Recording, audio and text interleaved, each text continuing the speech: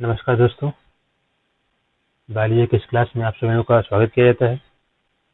आज हम पढ़ेंगे अध्याय 3 का भाग 5 और अध्याय 3 जो कि आपका मानव जनन चल रहा है। तो ये भाग 5 अध्याय 3 का लास्ट पार्ट होगा। तो भाग 5 के पहले हम भाग 1, 2, 3, 4 तक देख चुके हैं, जिसमें कुल मिला करके आप मानव जनन की प्रवस्थाओं के बारे में पढ़ रहे हैं। मानव जनन को 3 प्रवस्थाओं में बांटा गया है। सबसे पहली प्रवस्था निषेचन पूर्व अवस्था, दूसरा आपका निषेचन, तीसरा निषेचन पश्च अवस्था। निषेचन पूर्व अवस्था में 2 प्रक्रियाएं होती हैं।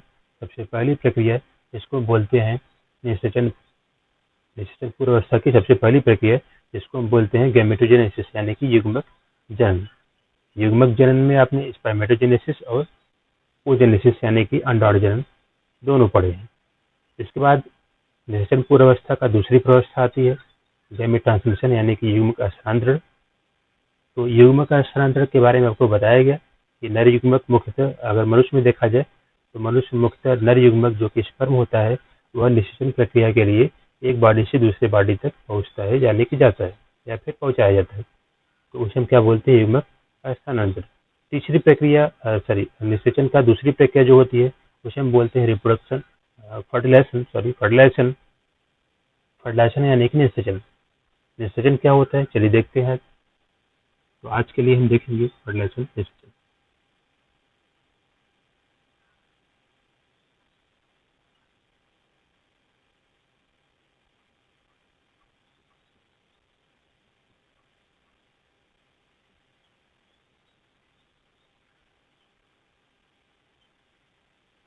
चलिए फर्टिलाइजेशन क्या होता है, निषेचन क्या होता है?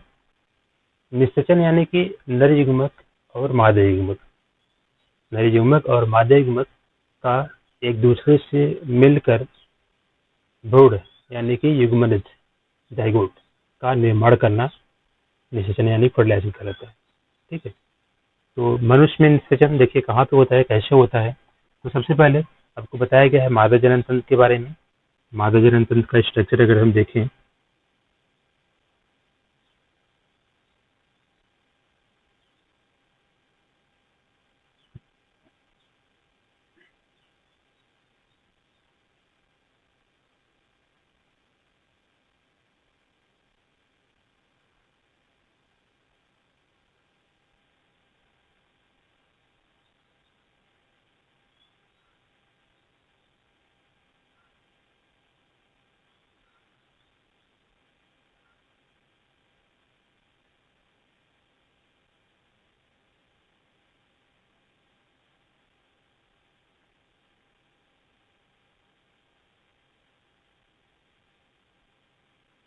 ये है मादा जनन तंत्र। और मादा जनन तंत्र का यह जो भाग है इसे हम बोलते हैं ओवरी।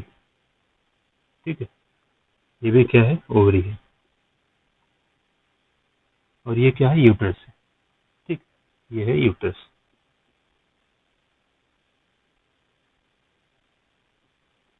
चलिए आपको बताया गया है वो जो ओवरी होती है मादा जनन तंत्र का प्रमुख भाग जिसको ओवरी बोलते हैं।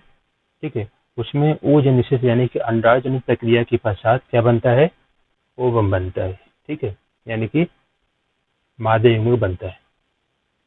मादा युग्मक कैसे बनता है भाग 4 में आपको अच्छी तरह से बताया गया है। तो जब इस ओवरी में मादा युग्मक यानी कि जो ओवम होते हैं, ओव्यूल्स होते हैं, जब वो बन जाते हैं तो बनने के पश्चात जैसे अगर मानते हैं इस ओवरी में एक ओव्यूल्स बन गया है तो इस ओव्यूल को इस फिम्बरी, ये क्या है? फिम्बरी है। ठीक है। ये है फिम्बरी। तो इस ओवम को फिम्बरी की सहायता से कहाँ पहुंचाया जाता है? इस वाले भाग में। ठीक। और इस वाले भाग को हम क्या बोलते हैं? इस्थिमस एम्पुला जंक्शन। इसे क्या बोलते हैं? इस्थिमस एम्पुला जंक्शन या फिर फैलोपियन ट्यूब। Fallopian tube. ठीक। ये क्या है? फैलोपियन ट्यूब है। तो जब यहाँ पे ओव्यूल बन जाता है तो ये कहाँ पहुंच जाता है? फैलोपियन ट्यूब में, यानी कि यहाँ पहुंच जाता है। ठीक। ये क्या है? आपका सिंगल एम है। अब देखिए गैमेटोजेनेसिस में जब स्पर्मेटोजन से प्रक्रिया होती है यानी कि स्पर्म बनते हैं तो उसका स्थानांतर होता है, और स्थानांतर होने के पश्चात जो स्पर्म होते हैं कहाँ पहुँच जाते हैं, यूट्रस में। ठीक है, तो ये हो गए आपके स्पर्म्स जो कि n होंगे। अनेकों की संख्या में स्पर्म यहाँ पे आ जाते हैं। ये क्या है, स्पर्म है। ठीक है, अनेकों की संख्या में जो स्पर्म होते हैं वो आ जाते हैं यहाँ पे। अब ये स्पर्म क्या करेंगे, अपने टेल फाइबर यानी टेल पुच्छ तंतु की सहायता से गत करते हुए कहाँ पहुंचेंगे, इस ओवम के पास पहुंचेंगे, ओव्यूल के पास पहुंचेंगे। ठीक है, तो अब देखिए ओव्यूल पीछे तो आपको ध्यान रहना चाहिए। जो ओव्यूल होता है, ये मानते ही ओव्यूल है, तो ओव्यूल के चारों ओर एक कठोर आवड़ पाया जाता है। ठीक है, इस प्रकार का एक कठोर आवड़ पाया जाता है, और ये क्या है आपका है, सिंगल एन होता है। ठीक है, ये क्या होता है आपका, सिंगल एन होता है। तो इसके चारों ओर एक प्रकार का कठोर आवड़ पाया जाता है, इसे हम क्या बोलते हैं, जोना प्लूसिडा। जोना प्लूसिडा। और स्पर्म के बारे में देखें तो स्पर्म का जो सबसे अग्रभाग होता है उसे क्या बोलते हैं, एक्रोसोम। जब स्पर्म इसके पास पहुंचता है, यानी कि स्पर्म ट्रेवल करते हुए इस ओव्यूल के पास पहुंचता है, तो होता क्या है, जैसे अगर मानते हैं स्पर्म है यहाँ पहुंच गया है ओव्यूल्स के पास,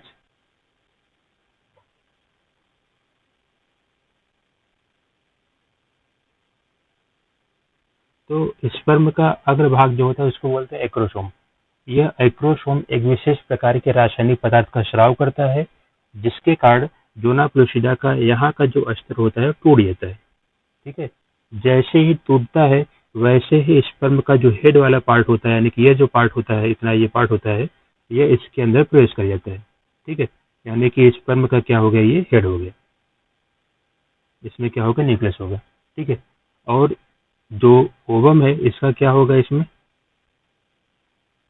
ओवम में क्या होगा आपका, सॉरी, जो आपको ओवम है उसी में उसका केंद्र होगा। ठीक है, तो जैसे ही स्पर्म का न्यूक्लियस यानी कि हेड सहित उसका न्यूक्लियस इस जोना प्लूसिडा को तोड़ते हुए ओवम के अंदर प्रवेश करता है, वैसे ही उसी समय क्या होता है, जो ओवम होता है वह अर्धसूत्री प्रथम तो हो गया है, पहले ओजेनेसिस प्रक्रिया के समय अर्धसूत्री प्रथम हो गया है, लेकिन जब स्पर्म का केंद्रक इसके अंदर प्रवेश करता है, तो जैसे ही केंद्रक प्रवेश करता है वैसे ही ओवम का जो केंद्रक होता है वह अर्धसूत्री द्वितीय विभाजन करता है, और जब अर्धसूत्री द्वितीय विभाजन करता है तो एक केंद्रक से अब कितने बन जाएंगे, दो।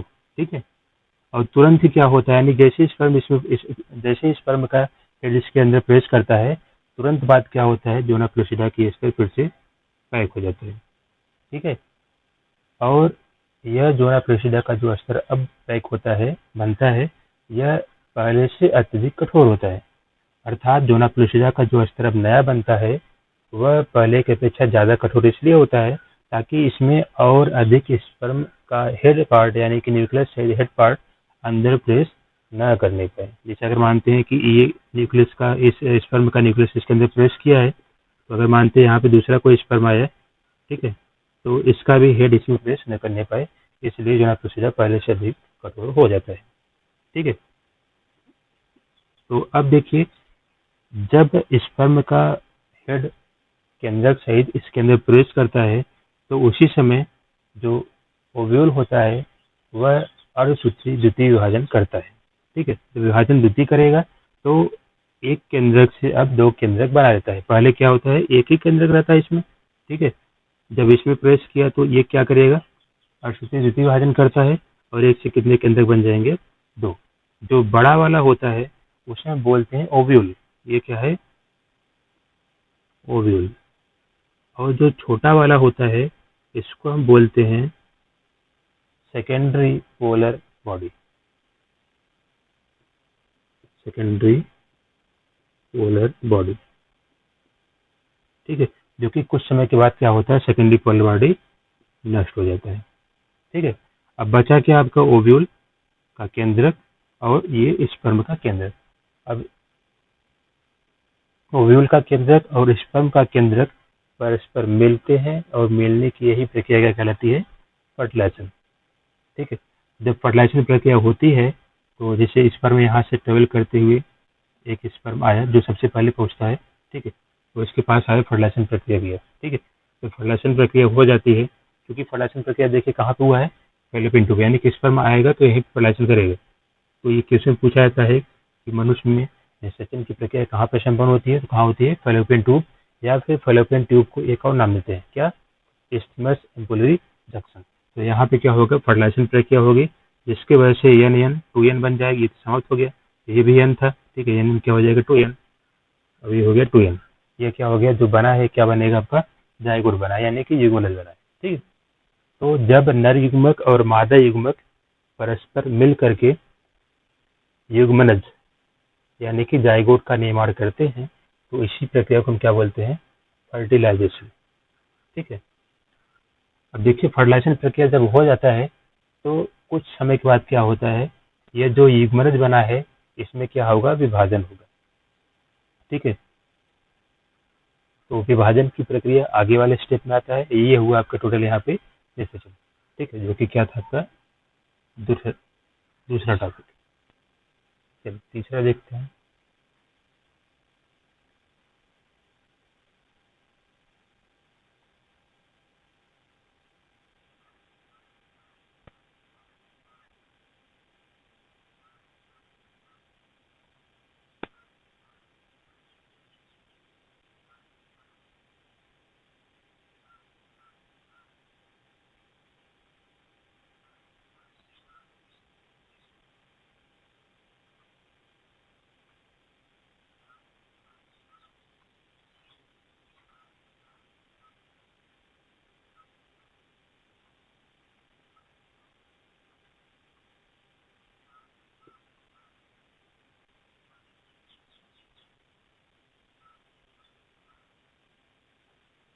अब हम पढ़ रहे हैं तीसरा टॉपिक। निषेचन का जो तीसरा पार्ट है क्या? निषेचन पश्च अवस्था, यानी कि पोस्ट फर्टिलाइजेशन स्टेज। निषेचन पश्च अवस्था। निषेचन पश्च।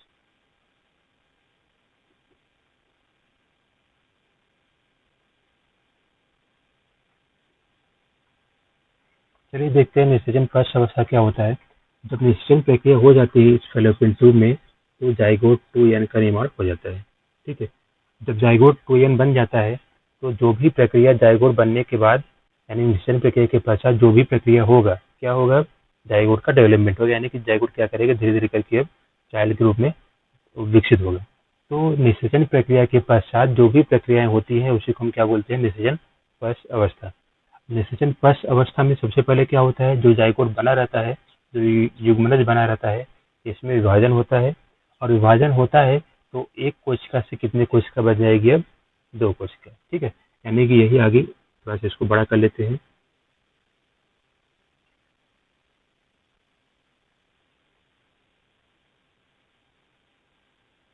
ठीक है। ये आपका जाइगोट बन गया। ये जाइगोट है। तो जाइगोट आपका बन जाता है तो उसमें विभाजन होगा। विभाजन होगा तो एक से कितने बनेंगे कोशिका? 2 कोशिका बनेंगी। ठीक है। फिर 2 से कितने बनेंगे? 4 बनेंगे। 4 से फिर कितने बनेंगे? 8 बनेंगे। ठीक है। 2 से 4, 4 से 8, 8 से कितने बनेंगे? 16 बनेंगे। ठीक। तो जब 8 से कितना बन जाए यहाँ पे? 16। इसको और बड़ा करना पड़ेगा अच्छे समझने के लिए।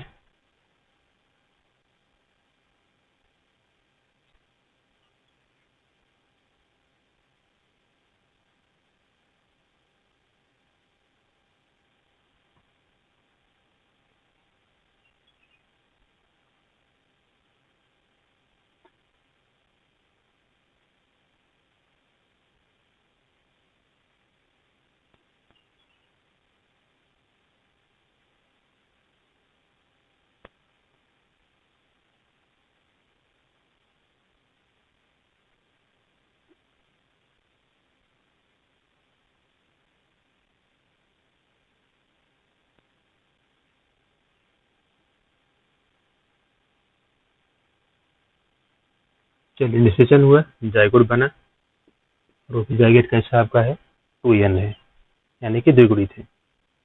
ठीक है, जब 2n बन जाता है तो इसमें फिर क्या होगा, विभाजन होगा, तो 1 से कितने कोशिका बन जाएंगे 2, फिर और विभाजन होगा तो 2 से कितने बच जाएंगे 4, और विभाजन होगा तो 4 से कितने बच जाएंगे 8। ठीक है, फिर विभाजन होगा तो 8 से कितने बन जाएंगे 16। ठीक है, अब देखिए जब 8 के बाद कितने बन जाएगा 16 बन जाएगा। ठीक है, तो 16 के बाद कितने हो जाएंगे फिर 32 हो जाएंगे, विभाजन होगा तो कितने बन जाएंगे 32। ठीक है, तो जब आपका विभाजन के बाद, यानी जब विभाजन होते होते जब कोशिकाओं की संख्या, युग्मनज में कोशिकाओं की संख्या 16 से कितना हो जाए 32 हो जाए, तो इस अवस्था को हम क्या बोलते हैं, यानी कि 16 से 32 कोशिकीय संरचना वाले जाइगोट को, भ्रूण को हम क्या नाम देंगे, मारुला। इसे बोलते हैं मारुला। ठीक है, कब बोलेंगे मारुला, जब जाइगोट में, भ्रूण में कोशिकाओं की संख्या 16 से 32 हो जाती है, तो इसी अवस्था को हम क्या बोलते हैं, मारुला अवस्था। ठीक है, अब देखिए और आगे इसमें डिवीजन होगा, तो 32 से कितना हो जाएगा सीधे 64, डबल हो जाएगा। जब 64 जब हो जाता है तो जब 64 कोशिकीय संरचना वाला आपका युग्मनज बनता है तो इसे बोलते हैं ब्लास्टुला। इसे क्या बोलते हैं, ब्लास्टुला। ठीक है, अब फिर जब इसमें विभाजन होगा तो 64 से कितना हो जाएगा 128। जब 128 कोशिकीय संरचना वाला युग्मनज बनता है, भ्रूण बनता है, तो 128 वाले को बोलते हैं ब्लास्टोसिस्ट। ब्लास्टोसिस्ट। ठीक है, अब जब 128 कोशिका संरचना वाला भ्रूण ब्लास्टोसिस्ट बन जाता है, तो अब क्या होगा, इस ब्लास्टोसिस्ट का गर्भाशय की दीवार से जुड़ा होता है, यानी कि ब्लास्टोसिस्ट क्या करेगा, गर्भाशय की दीवार से अब जुड़ता है। ठीक है, पहले देखिए गर्भाशय के सबसे बाहरी जो भाग होता है, दीवार होती है, इसको हम क्या बोलते हैं, पेरीमेट्रियम। ये क्या है, पेरीमेट्रियम। पेरीमेट्रियम सबसे बाहरी वाला। जो बीच में होता है इसको क्या बोलते हैं, मायोमेट्रियम या मीजोमेट्रियम। मायोमेट्रियम या मीजोमेट्रियम दोनों सेम।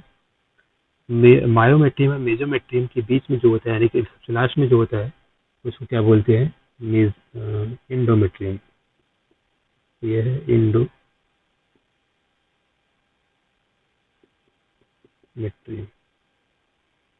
ठीक है, तो गर्भाशय की कितनी दीवारें होती हैं, गर्भाशय की कितनी दीवारों कितने भाग होते हैं, 3। पेरीमेट्रियम सबसे बाहर की ओर, उसके बीच में या फिर मध्य में क्या होता है, मायोमेट्रियम या मेजोमेट्रियम, और सबसे अंदर क्या होता है, इंडोमेट्रियम। ठीक है, तो जो ब्लास्टोसिस्ट होता है वह जब 128 कोशिका संरचना बन जाता है, ब्लास्टोसिस्ट को बोलते हैं, तो वह गर्भाशय के एंडोमेट्रियम वाल से जुड़ जाता है, यानी कि 128 कोशिका संरचना वाला अब क्या करेगा, यहाँ पे आकर के एंडोमेट्रियम से जुड़ जाता है। ठीक है, चाहे यहाँ पे चाहे इधर भी जुड़ सकता है, दोनों तरफ। ठीक है, तो अब क्या करेगा, ये 128 कोशिका संरचना वाला इससे जुड़ जाएगा। ठीक, तो जाइगोट का, भ्रूण का गर्भाशय के एंडोमेट्रियम वाल से, यानी दीवार से जोड़ने की जो प्रक्रिया होती है, उसी को हम बोलते हैं क्या, इम्प्लांटेशन। क्या बोलते हैं, इम्प्लांटेशन।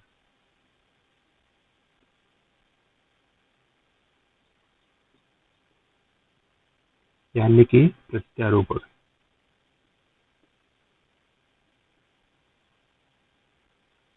ठीक है, फिर सुनिएगा इम्प्लांटेशन क्या होता है।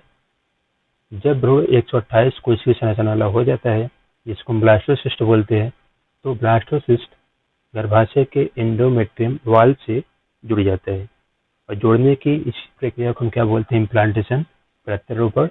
ठीक, या फिर अंतःरोपण। अब जब ये इसका अंतःरोपण या फिर प्रत्यारोपण हो जाता है, तो जाइगोट क्या करेगा, जो भ्रूण है क्या करेगा, डेवलपमेंट करेगा, विकास करेगा। ठीक, विकास करेगा, और विकास करके एक नन्हे शिशु के रूप में बदलेगा। तो नन्हे शिशु के रूप में बदलने के लिए इसको कितना समय लगता है? लगभग 9 मंथ मनुष्य में। ठीक है, यानी कि 9 महीने के पश्चात जो जाइगोट होता है उसमें सभी अंगों का विकास पूर्ण रूप से हो जाता है। ठीक है, तो ये हुआ आपका निषेचन पश्च अवस्था यानी कि पोस्ट फर्टिलाइजेशन स्टेज।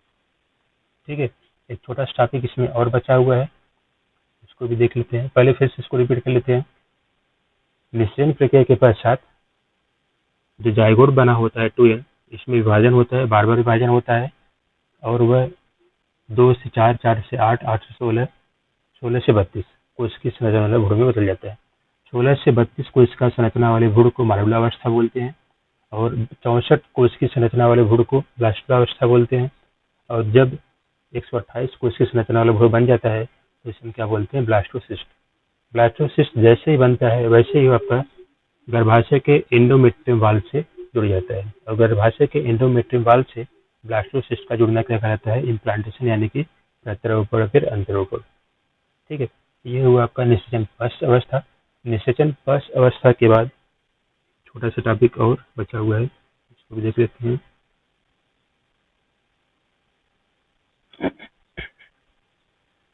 देखिए, जो मनुष्य का भ्रूण होता है, जाइगोट होता है, उसके कुल 3 स्तर होते हैं।